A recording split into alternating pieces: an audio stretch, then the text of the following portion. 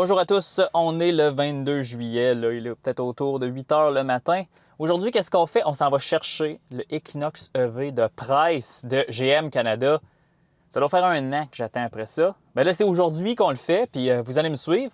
On va aller retourner le Genesis GV70 électrifié qu'on a eu cette semaine, la semaine dernière de la part de Genesis Canada. Puis ensuite, on va aller chercher le Equinox EV. On va faire un petit tour rapide, là, au moins pour vous donner le premier aperçu. Puis après ça, moi, je pourrais prendre le temps là, de faire la revue des 500 km, tout ça. Mais on va faire ça ensemble ce matin. Donc, c'est la routine habituelle. On est chez Shell Recharge. Puis on charge jusqu'à 80 % pour aller redonner le véhicule. C'est ce que je trouve merveilleux des véhicules 800 volts. On est sur une borne, on est à 60 %, ça rentre à 130 kW, on se casse pas la tête. Donc, ça sera pas très, très long.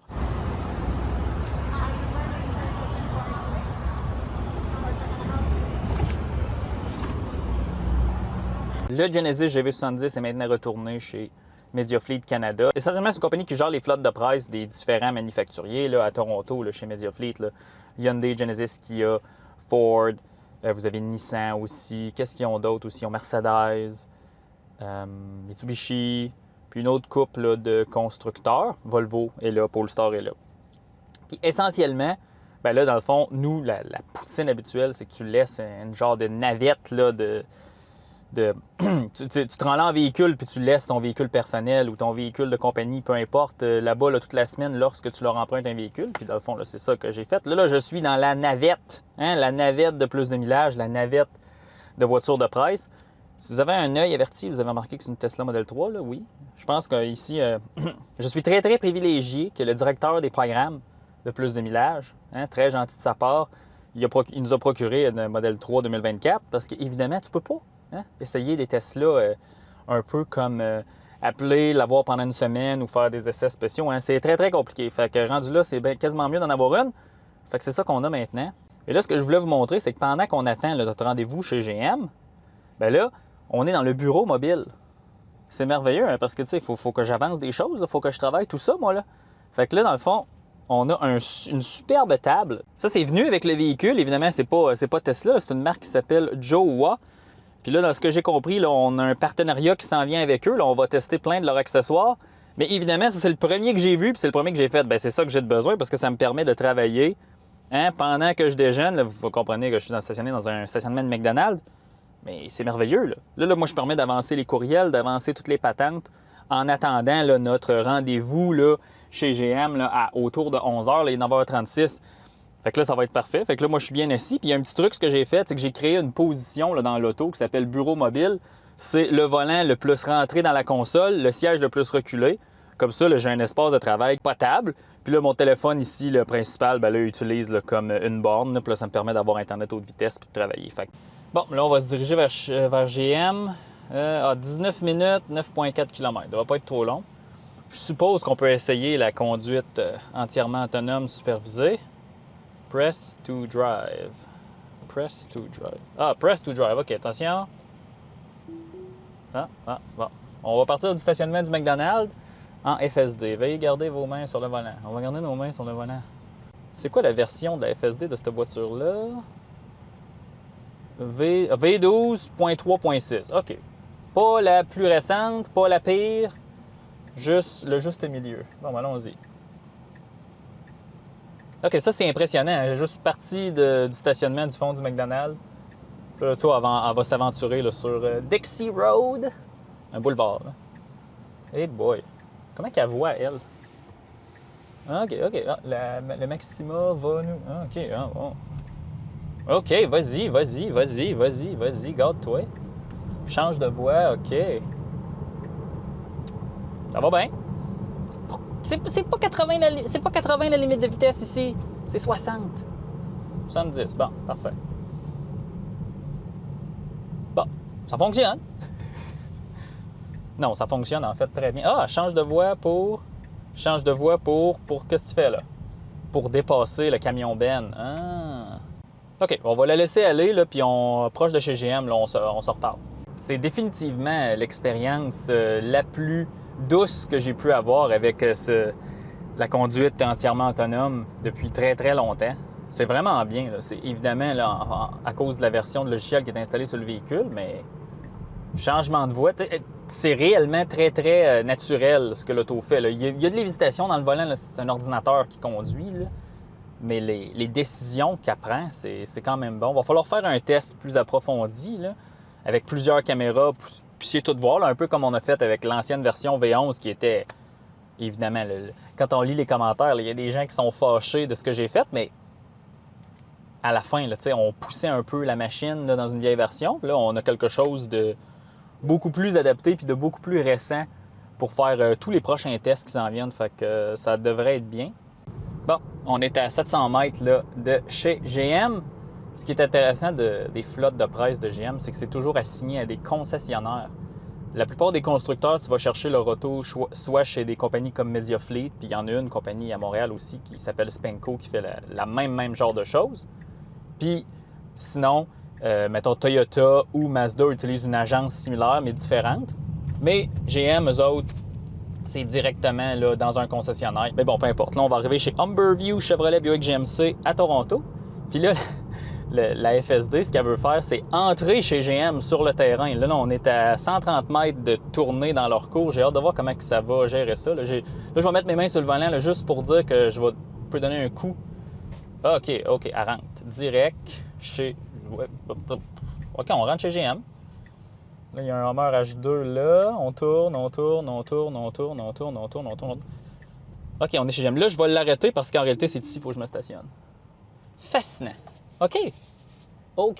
Nous sommes allés chez GM avec la FSD. OK, là, on va aller voir l'Equinox EV. Là. C'est le temps, là. C'est le temps. Bon, bien, on est enfin rendu. L'Equinox EV de presse de GM. On va faire un tour rapide, là, puis pour le reste de la semaine, là, je vais faire des 500 km, là, puis une revue le plus approfondie du véhicule. Donc, c'est un RS traction, Super Cruise, tout ça. Il n'y a pas de toit ouvrant, il est en gris. Mais ça vous donne une idée, là. Wouhou. Bon, allons voir l'intérieur. Intérieur tout noir.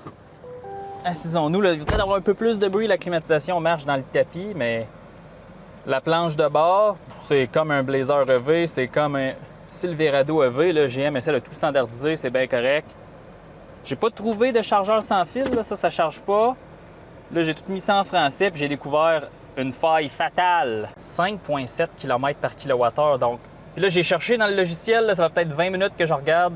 Si vous avez Equinox EV, vous avez réussi à changer ça en kWh par 100 km, dites-moi-le, mais on dirait que c'est... Pour l'instant, ça va être ça. C'est horrible. Si la Bolt est capable d'être en kWh par 100 km, ce véhicule-là doit l'être, mais bon, c'est peut-être un petit avarie logiciel. À date, qu'est-ce que j'en remarque qui est bien, là? Le levier de vitesse, là, ça va extrêmement bien. Logiciel, c'est pas pire. De la bonne réponse. L'écran est gros, c'est bon. Climatisation, on a des boutons, c'est bien. Petite console, elle fait ça comme ça. Mais somme toute, là, c'est bien. Un petit peu de craquement d'écran, mais bon. Ça, c'est ça. Place arrière. On a de l'espace, là, c'est VUS compact, mais ici, là, c'est pas mal standard. Mais regardez, c'est excellent, là. J'ai rien à dire à pas. Plastique dur, surface moussée, pas trop mal, pas trop mal.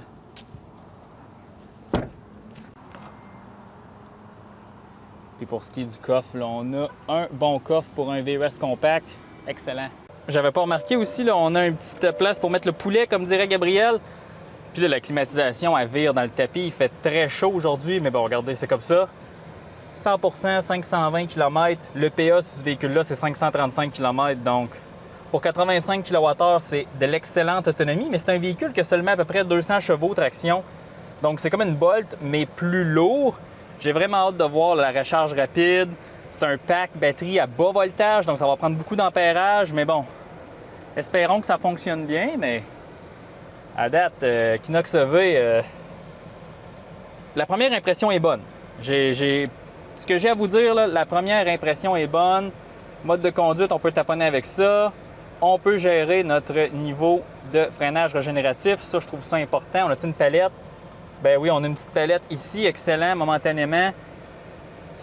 À date, c'est ce que je m'attendais de ce que GM allait faire. Puis là, ce qu'il faut regarder comme exécution, c'est vraiment, est-ce que c'est efficace? Est-ce que l'autonomie affichée est réelle? La recharge rapide, c'est là-dedans qu'on s'embarque. Ça va être beaucoup de contenu, puis ça va être important de le faire comme il faut. Port de recharge, manuel, notre bon CCS, excellent. Puis là, j'ai ouvert le capot, on va le voir. Je le sais qu'il n'y a rien, mais on va le voir comment il n'y a rien. Oh! Voyez-vous, il ne faut pas l'ouvrir. Il n'y a pas de franque, mais on a des vérins. On a des vérins. Puis dans le fond, là, toute la mécanique du Equinox EV est là. Ouh, mécanique Ultium. Waouh, waouh, waouh! Hey, c'est comme un rêve, hein? Ça fait tellement longtemps qu'on parle du Equinox EV, là, puis là, on y touche. On touche au Equinox EV, mais regardez, là, c'est du standard fare GM. Comme j'aime bien dire, c'est fondamentalement très, très similaire à comment que la Bolt a été développée ou designée, mais on est sur la plateforme Ultium où tout est entièrement nouveau. Ça, c'est le système là, de thermopompe complètement intégré, GM, thermorégulation active, tout ça. Ça, j'ai hâte de voir, ça doit être assez performant, parce que GM, là-dessus, ils ont copié Tesla au complet. Donc ça, c'est bon. Vraiment hâte de voir là, comment que ça se passe. Bon, ben maintenant, c'est le temps de conclure là, ce petit vidéo là, à l'improviste. Je vais terminer là, le montage là, des premières impressions du Equinox EV, puis je vais mettre ça public sur YouTube directement. Là. Donc, en ce moment, vous écoutez une vidéo qui a été montée là, immédiatement après avoir été filmée. Donc, il devrait sortir aujourd'hui. C'est le but. J'espère que vous avez aimé. J'ai fait ça un peu comme un vlog aussi, l'incursion dans la routine là, de plus de millage lorsqu'on fait le changement de véhicule de presse. Des fois, on n'a pas des véhicules de presse là, à toutes les semaines. Fait que des fois, le changement, on va juste chercher la navette puis on revient à la maison. Là. Mais dans le cas aujourd'hui, là, on avait comme 3 véhicules à gérer, mais c'est pas grave. C'est toujours plaisant de faire ça. Puis comme je vous dis, mes premières impressions du Equinox EV sont bonnes. Honnêtement, c'est un véhicule là, électrique qui est supposé être simple, puis que la prise en main est supposée bien se faire. Puis c'est ça que j'ai ressenti. Évidemment, j'ai fait beaucoup de circulation lourde. J'ai pas pu rouler beaucoup avec. C'était du Super Cruise tout le long sur l'autoroute, essentiellement à 20-30 km/h. Je vais faire plus de recherches et plus de tests cette semaine. Là, puis vers la fin de la semaine, là, on va faire le défi 500 km, tout ça. Puis là, ça devrait se retrouver sur la chaîne là, dans peut-être quelques semaines. Là, ça ne sera pas immédiatement. Là, on a d'autres vidéos là, qui sortent avant ça, mais peu importe, là, vous allez être là puis vous allez le voir. Fait qu'assurez-vous d'être abonné à la chaîne là, pour recevoir la notification lorsqu'elle sortira. Mais l'Equinox EV, ça promet. J'espère que tout le point de vue technique là, va suivre. Hein? GM nous vend la plateforme Ultium comme la panacée depuis si longtemps. Là, c'est maintenant le temps de le tester. Sur ce, on se laisse là-dessus.